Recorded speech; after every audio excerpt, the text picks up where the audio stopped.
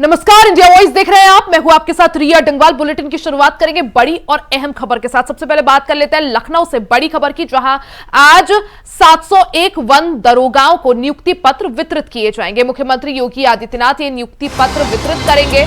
लोक भवन सभागार में इस कार्यक्रम का आयोजन होगा। तो ये बड़ी खबर आपको बता दें, जहां मुख्यमंत्री योगी आदित्यनाथ आज 701 वन दरोगाओं को नियुक्ति पत्र वितरित करेंगे। नियुक्ति पत्र वितरण से जुड़ा ये पूरा कार्यक्रम, जिसका लखनऊ लोक भवन सभागार में आयोजन होगा।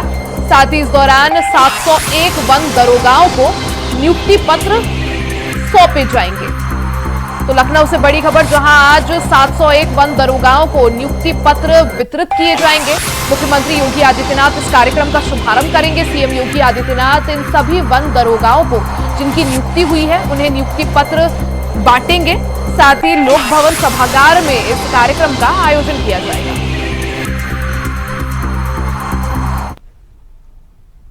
वहीं अब बात कर लेते हैं झांसी अग्निकांड से जुड़ी बड़ी अपडेट की। झांसी अग्निकांड मामले में आज रिपोर्ट सौंपी जा सकती है। झांसी अग्निकांड में पड़ताल कर ये जांच कमेटी अब वापस लौट गई है। कई डॉक्टर कर्मियों पर इस दौरान तलवार भी लटकती हुई दिख रही है। जांच टीम को कई तरह की खामियां मिली गई थी।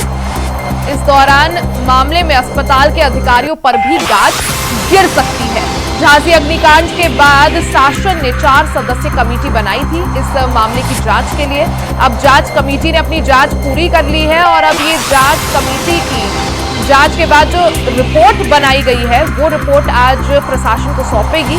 झांसी अग्निकांड में पड़ताल कर अब टीम वापस लौट गई है। कई डॉक्टर और कर्मियों पर इस दौरान गाज गिर सकती है, तलवार लटकी हुई है। जांच टीम को कई तरह की खामियां इस दौरान मिली थी। मामले में अस्पताल के अधिकारियों पर गाज गिर सकती है। ज्यादा जानकारी के लिए सीधा रुख कर लेते हैं संवाददाता शेख गुल मोहम्मद का। शेख गुल, अगर बात करें जिस तरह से झांसी अग्निकांड में कई नवजात बच्चों की जान चली गई थी, अब जो जांच कमेटी बनाई गई थी उसकी जांच पूरी हो चुकी है। आज रिपोर्ट सौंपी जाएगी। क्या कुछ जानकारी इसको लेकर, और अगर रिपोर्ट की बात करें, कुछ रिपोर्ट को लेकर अगर आपके पास जानकारी? जी, आपको बता दूं कि 15 नवंबर की देर रात 10:30 बजे ये अग्निकांड हुआ था झांसी मेडिकल कॉलेज में। शुक्रवार का दिन था और आज भी शुक्रवार है, यानी कि इस पूरे कांड को लेकर 1 हफ्ता हो चुका है। वहीं अगर रिपोर्ट जांच की बात की जाए तो अभी तक कोई जांच रिपोर्ट सामने नहीं आ रही है। कयास लगाए जा रहे हैं कि आज रिपोर्ट दी जा सकती है। वहीं अभी तक इसमें सिर्फ इतना ही बताया गया है कि ये जो आग लगी थी ये शॉर्ट सर्किट की वजह से लगी थी और इसको इलेक्ट्रिकल एक्सीडेंट का नाम दिया गया है। वहीं अभी तक मेडिकल कॉलेज से जो जानकारी सामने आई है कि 23 बच्चों को अभी स्वस्थ होने के चलते उनको छुट्टी दे दी गई है और इस अग्निकांड में 10 बच्चों की जलकर मौत हुई थी। वहीं उसके बाद 2-3 दिन लगातार 5 बच्चों की बीमारी के चलते और मौत हुई है। जी बिल्कुल शेख गुल, क्योंकि जब से ये मामला सामने आया है झांसी मेडिकल कॉलेज का, उसके बाद से ही स्वास्थ्य विभाग हो या उत्तर प्रदेश प्रशासन हो काफी ज्यादा अलर्ट है और इस मामले को लेकर काफी ज्यादा गंभीर है। ऐसे में जब जांच टीम की जांच पूरी हो गई है और अगर बात करें कई तरह की खामियां भी पाई गई हैं जांच के दौरान, ऐसे में क्या माना जाए, अस्पताल में किस किस अधिकारी पर गाज गिर सकती है इसकी? देखिए, बात करी जाए तो सबसे पहले जो यहाँ पर कमी नजर आ रही है वो NICU वार्ड में ही है, क्योंकि जो वार्ड बनाया गया था उसमें एंट्री पॉइंट था मगर एग्जिट पॉइंट नहीं था। सबसे पहले कमी देखी जाए। दूसरी देखी जाए कि वहां पर जो बच्चों के रखने और रखरखाव की व्यवस्था थी वो कम बच्चों की थी और उसमें उम्मीद से ज्यादा बच्चे रखे हुए थे, जिसके चलते इतना बड़ा हादसा हुआ है और उससे बच्चों की जान गई है उसमें। मगर बात यहाँ पर आके रुक रही है कि जांच कमेटी आती है, जांच करती है, शासन को रिपोर्ट आज पहुंचाएगी और भी रिपोर्टें जा चुकी हैं। उसके बावजूद अभी तक इसका जवाबदार कौन है ये पता नहीं चला है और क्या कार्रवाई उन पर होगी ये भी नहीं पता। बिल्कुल, यानी इस अग्निकांड का जिम्मेदार कौन शेख गुल मोहम्मद, और 10 नवजात बच्चों की जान चली जाती है उसका जिम्मेदार कौन, और आखिर कब स्वास्थ्य विभाग हो चाहे यूपी प्रशासन हो, कब आखिर हरकत में आएगा, कार्रवाई कब होगी, एक्शन कब होगा?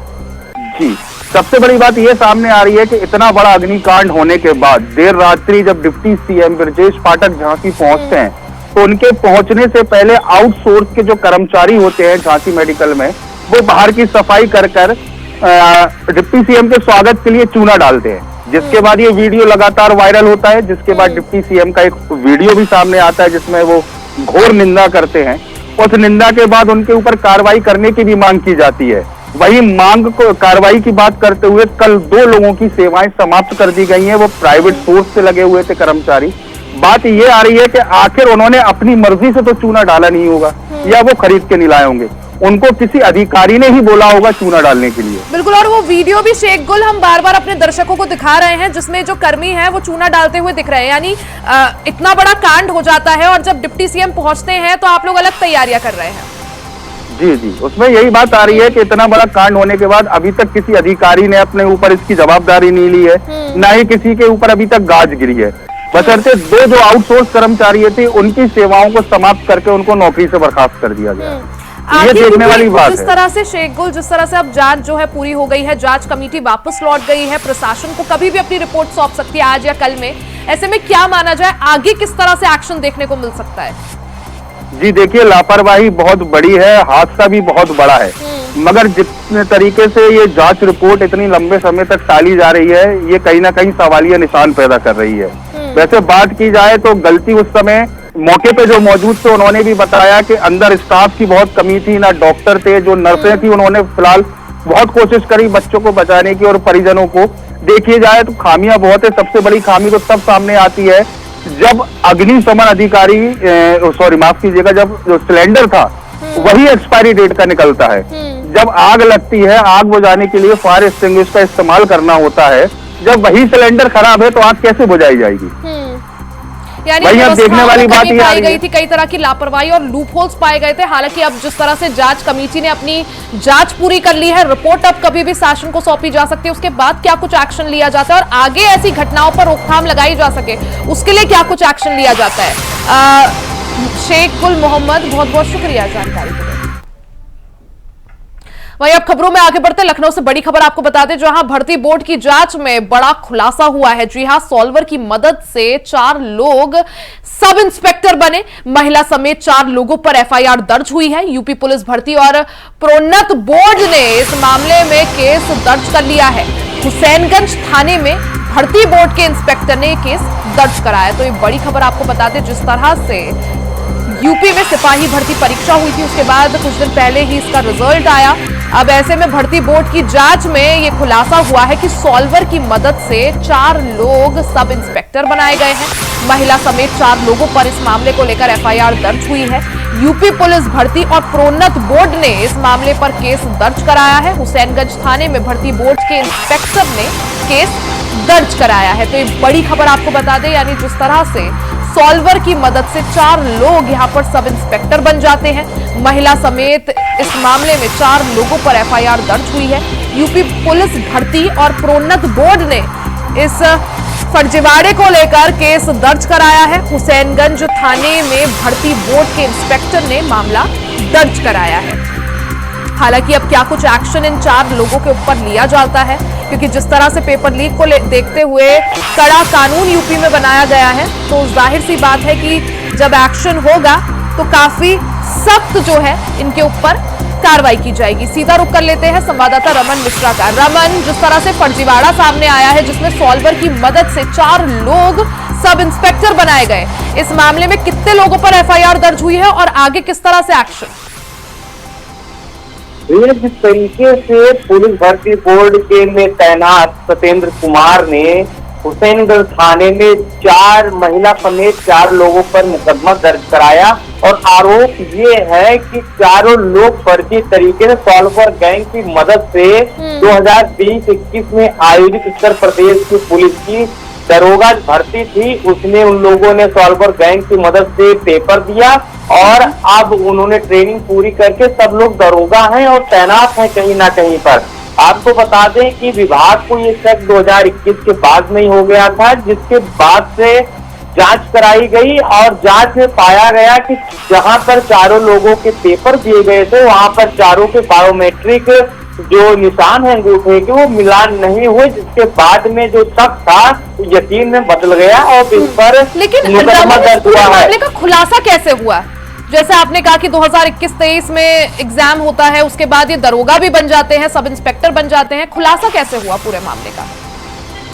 अभी तक स्पष्ट ये नहीं बताया गया कि किसकी कंप्लेन से ये चीजें सामने आई हैं, लेकिन अभी जिस तरीके से बातें सामने आ रही उसमें ये कहा गया है कि उस समय कई ऐसी घटनाएं हुई थी जिसमें विभाग ने जांच बैठाई थी और जांच में इन चारों का पाया गया, क्योंकि जिस तरीके से 4 लोगों के खिलाफ मुकदमा हुआ, एक महिला भी है, चारों के जो सेंटर थे वो चारों अलग थे, चारों अलग अलग जिले से आते हैं, जिसमें 1-2 लोगों के सेंटर लखनऊ में थे, एक का हाथरस में था और एक का और कहीं पर दूसरे जिले में था। ऐसे में किस तरीके एक सॉल्वर ने गैंग ने ये काम कराया था या फिर इसमें अलग अलग चैनल के सॉल्वर गैंग है जिन्होंने अलग अलग तरीके से हर अभ्यर्थी का वहां पर दूसरे को बैठाकर पेपर दिलाया गया, ये हालांकि अभी प्राइमरी जांच हुई है जिसके बाद रमन, जैसा हुआ है। 4 लोगों को चिन्हित किया गया, 4 लोगों पर एफआईआर दर्ज है। आपने कहा कि सभी अलग अलग जिलों से ताल्लुक रखते थे, सभी का सेंटर अलग था, और अब अगर बात आती है एक ही सॉल्वर की, क्या ऐसे और भी लोग हो सकते हैं जिन्होंने पेपर दिया, पास हुए, सब इंस्पेक्टर बन गए, कोई दरोगा बन गया, लेकिन जांच में उनका नाम शामिल नहीं हुआ है अभी? क्या ऐसा और भी लोगों का नाम जुड़ सकता है आगे अगर जांच बढ़ती है? नहीं, ऐसा लग तो नहीं रहा है, क्योंकि 4 साल बाद में जिस तरीके से मुकदमा हुआ है, यानी कि पहले से विभाग ने जांच कराई और जांच में पूरी तरीके से स्पष्ट हो गया कि कहीं ना कहीं गड़बड़ी है, उसके बाद में मुकदमा हुआ है। यानी कि जो उस समय की शिकायतें थी या किसी की कंप्लेन के आधार पे जो शक था, वो उसके बाद में जांच के बाद में ये फैसला किया गया और मुकदमा लिखाया गया है। अब हो सकता है कि बाद में किसी व्यक्ति के खिलाफ कोई कंप्लेन करे, उसके बाद में जांच हो और वो मामला कहीं ना कहीं से संदिग्ध पाया जाए, ये बात की बात है, लेकिन अभी तक फिलहाल ऐसी कोई जानकारी नहीं है। और अब बात रही मुकदमा दर्ज होने के बाद में चारों के खिलाफ गंभीर तरीके से एकदम तफ्तीश होगी, जांच होगी, और अगर चारों इस तरीके से आरोपी पाए जाते हैं और ये क्लियर तय हो जाता है कि चारों ने सॉल्वर गैंग की मदद से परीक्षा पास की है, तो जो भी नियम कानून के तहत उन पर एक्शन होगा वो जरूर होना तय है, क्योंकि ये जो मुकदमा है ये किसी व्यक्ति के द्वारा नहीं, विभाग के द्वारा ही कराया गया है। रमन, सॉल्वर गैंग को लेकर यहाँ पर क्या कुछ निकलकर सामने आ पाया है? क्योंकि ये जो चारों लोग हैं जो अभी दरोगा है, क्योंकि अब ये मामला सामने आ गया है, चारों पर एफआईआर भी दर्ज हो गई है, आगे हालांकि कानूनी कार्रवाई के तहत बढ़ा जाएगा, लेकिन सॉल्वर गैंग का रोल यहाँ पर क्या, और सॉल्वर गैंग को लेकर के इन लोगों से पूछताछ की गई है, कहां तक कड़ियां जुड़ती हुई आगे? सॉल्वर गैंग को लेकर अभी बहुत सारी जानकारी नहीं है, क्योंकि बायोमेट्रिक का मिलान ना होने के बाद, क्योंकि जब पेपर होता है पर किसी भी अभ्यर्थी का, तो उसमें बायोमेट्रिक मिलान उसका अंगूठा लगता है, लेकिन जिन लोगों ने पेपर दिया और जो लोग नौकरी कर रहे हैं उनका जो बायोमेट्रिक था वो अलग अलग वहाँ पे अलग अलग पाया गया, जिसके बाद में जो शक था यकीन में बदला, और अब इसीलिए मुकदमा दर्ज हुआ है कि मामले की पूरी जांच हो और कौन सा सॉल्वर गैंग इसमें शामिल था, क्या जो इंस्टीट्यूट है जो पेपर कराते वहां का कोई आदमी उसमें शामिल था या फिर कोई विभाग का ही आदमी शामिल था जिसने इस चीज को कराया। अब ये जांच का विषय है, जांच होगी उसके बाद में ही खुलासा होगा कि आखिर ये हुआ तो हुआ कैसे। विभाग इतनी बड़ी, बिल्कुल, यानी अब किस तरह से आगे कार्रवाई की जाती है, क्योंकि इसमें मामला जो है दर्ज हो गया, एफआईआर दर्ज हो गई, आगे क्या कुछ कदम लिए जाते हैं, एक्शन लिए जाते हैं, वो देखना महत्वपूर्ण होगा। रमन, बहुत बहुत शुक्रिया जानकारी। खबरों में आगे बढ़ते, खबर कौशांबी से है, जहां लूट के आरोपी और पुलिस के बीच मुठभेड़ हो गई। मुठभेड़ में एक आरोपी के पैर में गोली लग गई, जिसके बाद घायल बदमाश को जिला अस्पताल में भर्ती कराया गया। बीती रात बाइक सवार 3 बदमाशों ने सराफा व्यापारी से लूट की थी। गन पॉइंट पर 20 ग्राम सोना और 4 किलो चांदी लूटी गई थी, जिसके बाद पुलिस बदमाशों की तलाश में जुट गई। मुठभेड़ के दौरान पुलिस को एक आरोपी को पकड़ने में कामयाबी भी मिली। तो कौशांबी से पूरा मामला, जिसमें पुलिस और बदमाश के बीच मुठभेड़ हुई, लूट का आरोपी गन पॉइंट पर इस दौरान, माफी चाहूंगी, लूट का आरोपी इस दौरान गिरफ्तार हो गया। आरोपी पर गन पॉइंट पर सराफा व्यापारी से उसने लूट की थी, 20 ग्राम सोना और 4 किलो चांदी पर अपना हाथ साफ किया था।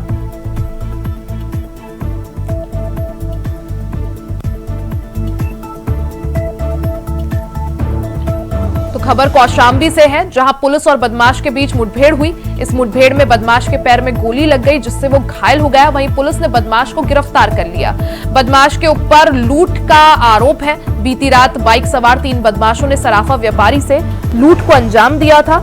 इस दौरान गन पॉइंट पर 20 ग्राम सोना और 4 किलो चांदी लूटी थी, जिसके बाद पुलिस ने बदमाशों की तलाश तेज कर दी थी और मुठभेड़ के दौरान पुलिस को एक आरोपी पकड़ में आ गया।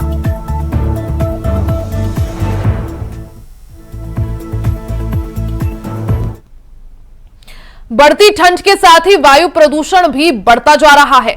मथुरा में भी प्रदूषण का स्तर बढ़ गया है। मथुरा में AQI 300 के पार पहुंच गया है। यह पहली बार है जब मथुरा का वायु प्रदूषण गंभीर स्थिति में है।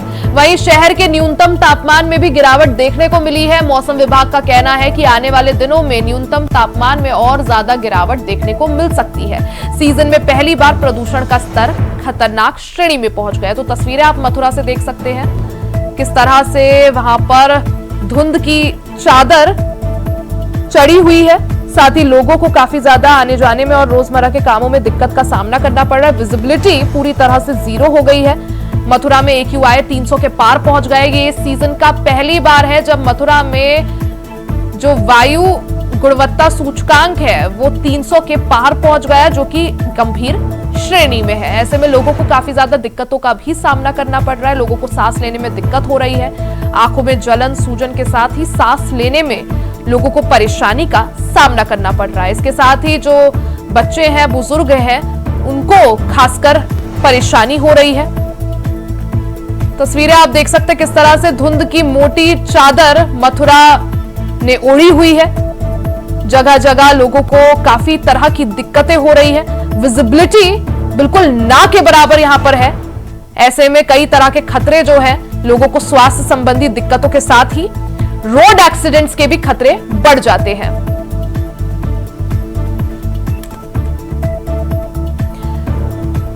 धुंध के साथ और वायु प्रदूषण बढ़ने के साथ तापमान में भारी गिरावट भी दर्ज हुई है।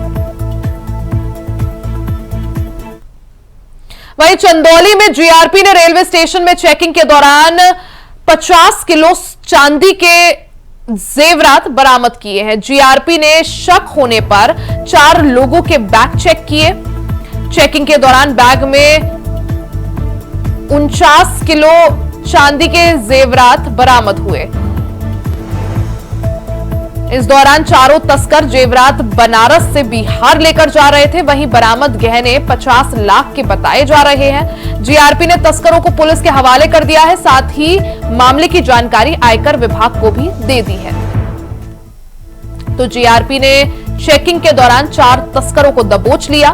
इनके पास 50 किलो के करीब चांदी बरामद हुई है। साथ ही GRP ने अब इन चारों तस्करों को पुलिस के हवाले कर दिया है और आयकर विभाग को भी इस मामले की जानकारी दे दी है। बरामद हुई चांदी की कीमत 50 लाख के करीब बताई जा रही है। आज DDU रेलवे स्टेशन पर प्रभारी निरीक्षक GRP DDU सुनील कुमार सिंह और उनकी टीम के द्वारा सघन चेकिंग की जा रही थी। चेकिंग के दौरान फुट ओवर ब्रिज पर 4 संदिग्ध व्यक्तियों को पकड़ा गया, जिनका नाम विकास कुमार, सन्नी, गोल्डन वर्मा, सरोज कुमार है। उनके लिए हुए बैग से कुल 48 केजी 856 ग्राम चांदी के गहने बरामद हुए। इन गहनों को लेकर सफर करने के संबंध में और इसके संबंध में कोई भी कागजात ये लोग प्रस्तुत नहीं कर पाए। इन गहनों की अंतर्राष्ट्रीय कीमत करीब 50 लाख रुपए है। ये गहने ये लोग वाराणसी से बक्सर बिहार लेकर जा रहे थे। इनकम टैक्स की टीम को सूचना दे दी गई है। इनकम टैक्स की टीम आ गई है। आवश्यक कार्रवाई की जा रही है। वहीं बात अब लखनऊ की कर लेते हैं। लखनऊ से एक ऐसा मामला सामने आया है जिसमें एक महिला ने अपने आप को IAS की पत्नी बताकर किटी पार्टी का ग्रुप बनाया और फिर करीब 1.5 करोड़ रुपए की ठगी कर ली। पुलिस ने आरोपी महिला के खिलाफ एफआईआर दर्ज करके आगे की कार्रवाई शुरू कर दी है। लूटे गए पैसे से महिला ने मर्सिडीज भी खरीदी। साथ ही मामले का खुलासा तब हुआ जब 24 मार्च को ठगी करने वाली महिला ने खुद पुलिस चौकी में 4 महिलाओं के खिलाफ शिकायत दी। उसने बाकी महिलाओं पर उसके घर से ब्लैंक चेक चोरी कर उसका गलत इस्तेमाल करने की शिकायत दी। जब पुलिस ने इस बाकी महिलाओं को बुलाया तब कहानी उल्टी निकली और इस ठगी का खुलासा हुआ। तो खबर लखनऊ से है, जहां ठगी का एक अजीबोगरीब मामला सामने आया है, जिसमें एक महिला ने अपने आप को आईएएस की पत्नी बताकर किटी पार्टी का ग्रुप बनाया और फिर करीब 1.5 करोड़ रुपए की ठगी कर ली। महिला ने ठगी के पैसों से अपने लिए मर्सिडीज भी खरीदी। पुलिस ने आरोपी महिला के खिलाफ एफआईआर दर्ज करके आगे की कार्रवाई शुरू कर दी है। मामले का खुलासा तब हुआ जब 24 मार्च को ठगी करने वाली महिला ने खुद पहले पुलिस चौकी में 4 महिलाओं के खिलाफ शिकायत दर्ज कराई। जब बाकी महिलाओं पर उसके घर से ब्लैंक चेक चोरी कर उसका गलत इस्तेमाल करने की शिकायत की। जब पुलिस ने बाकी महिलाओं को बुलाया तब कहानी उल्टी निकली और इस ठगी के मामले का खुलासा हुआ।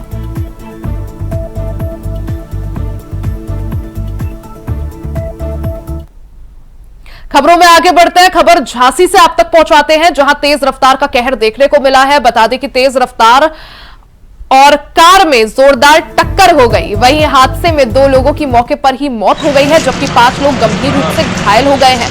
घायलों को अस्पताल में भर्ती कराया गया है। वहीं सूचना पर पहुंची पुलिस फंसे लोगों के रेस्क्यू में जुटी हुई है। तो बड़ी खबर आपको झांसी से बता दें, जहां तेज रफ्तार का कहर देखने को मिला है। इस दौरान एक ट्रक और कार में जोरदार टक्कर हुई। हादसे में 2 लोगों की मौत हो गई, 5 लोग घायल बताए जा रहे हैं। घायलों का अस्पताल में इलाज चल रहा है। झांसी से एक खबर, जहां तेज रफ्तार का कहर देखने को मिला। तेज रफ्तार ट्रक और कार की आपस में टक्कर हो गई। टक्कर कितनी भीषण थी, तस्वीरें आप देख सकते हैं किस तरह से कार के पूरी तरह से परखच्चे उड़े हुए हैं। कार पूरी तरह से यहां पर क्षतिग्रस्त और डैमेज हो गई है। हादसे में 2 लोगों की मौत हो गई है, वहीं 5 लोग घायल बताए जा रहे हैं।